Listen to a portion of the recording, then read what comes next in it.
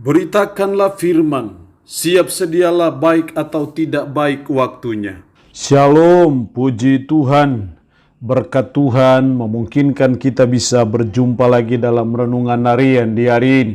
Saya percaya mendengar firman itu suatu yang sangat penting, karena iman itu timbul dari pendengaran, dan pendengaran akan firman Kristus.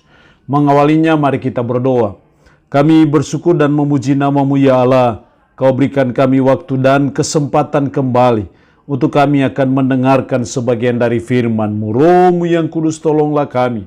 Urapilah dan berkatilah kami dengan firman-Mu di hari ini. Dalam nama Tuhan Yesus Kristus kami berdoa. Amin. Nats firman Allah yang menjadi renungan kita bersama di hari ini saya ambil dari Matius pasal 11 ayat 2 sampai dengan ayatnya yang ke-19. Secara khusus saya akan baca ayatnya yang ke-10. Demikian firman-Nya. Karena tentang Dia ada tertulis, lihatlah, aku menyuruh utusanku mendahului engkau. Ia akan mempersiapkan jalanmu di hadapanmu. Demikian kebenaran firman-Nya hari ini yang mengajar dan menasihati kita. Mempersiapkan jalan bagi kedatangan Kristus.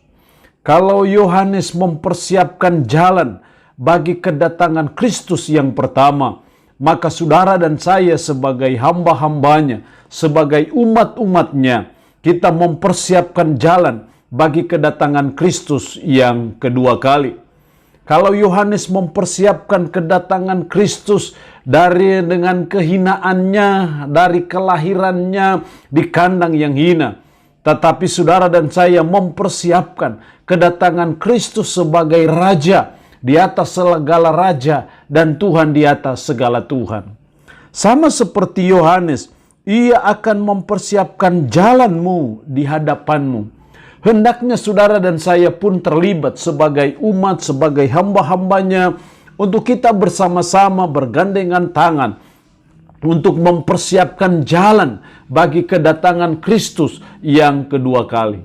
Pertanyaannya adalah dengan cara apa? Bagaimana cara kita mempersiapkan jalan bagi kedatangan Kristus? Setidaknya 3 hal penting yang harus kita lakukan dalam mempersiapkan jalan bagi kedatangan Kristus. Yang pertama, menyuarakan pertobatan. Kita tahu bahwa Yohanes Pembaptis berseru-seru di padang gurun belantara dan menyuarakan supaya umat itu bertobat dari dosa-dosanya, berbalik dari dosa-dosanya. Dan saya percaya ini pun yang harus kita buat, ini pun yang harus kita lakukan, kita kerjakan dalam mempersiapkan jalan bagi kedatangan Kristus.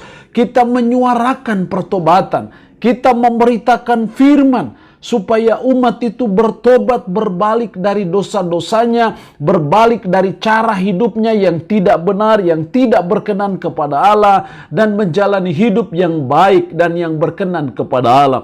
Itu yang harus saudara dan saya buat dalam mempersiapkan jalan bagi kedatangan Kristus. Yang kedua, kalau kita baca dalam ayat 11, aku berkata kepadamu, sesungguhnya di antara mereka yang dilahirkan oleh perempuan tidak pernah tampil seorang yang lebih besar daripada Yohanes Pembaptis. Tidak ada seorang yang lebih besar daripada Yohanes Pembaptis. Kenapa Tuhan menilai suatu hal yang dilakukan oleh Yohanes Pembaptis itu sesuatu yang lebih besar? Memberikan suatu penilaian yang istimewa bagi Yohanes Pembaptis, saya percaya karena dia berkenan kepada Tuhan. Dia melakukan hal-hal yang berkenan kepada Tuhan. Dan ini juga yang harus kita buat sebagai umat dalam mempersiapkan jalan bagi kedatangan Kristus. Mari kita selalu hidup berkenan kepada Tuhan, berbuat hal-hal yang baik dan benar, sehingga kita bisa memberi contoh dan teladan. Cara hidup yang baik, karakter hidup yang baik, pola hidup yang berkenan kepada Tuhan. Itu yang harus saudara dan saya buat. Dengan kata lain, kita menjadi role model dalam mempersiapkan jalan bagi kedatangan Kristus. Kita menjadi contoh bagaimana cara menjalani kehidupan yang baik, yang standar dan berkenan kepada Tuhan, bagaimana cara kita bangun keluarga yang baik dan berkenan kepada Tuhan, bagaimana kita melaksanakan tugas dan tanggung jawab kita yang baik dan yang berkenan kepada Tuhan. Itu yang Tuhan mau dalam mempersiapkan jalan bagi kedatangan Kristus. Kita harus menjadi role model dalam segala hal. Yang ketiga, dalam mempersiapkan jalan bagi kedatangan Kristus, kita harus bersaksi tentang Kristus. Kita harus menyuarakan Kristus.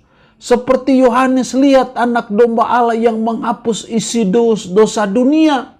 Dia memberitakan Kristus, menyuarakan Kristus di mana-mana.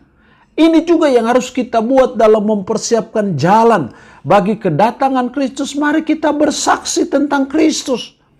Dengan kata-kata kita beritakan Injil kepada orang lain supaya orang lain pun bisa jadi pengikut Kristus, supaya orang lain juga percaya, supaya orang lain juga berpindah dari kegelapan kepada terang. Hanya bisa dengan kita bersaksi tentang Kristus.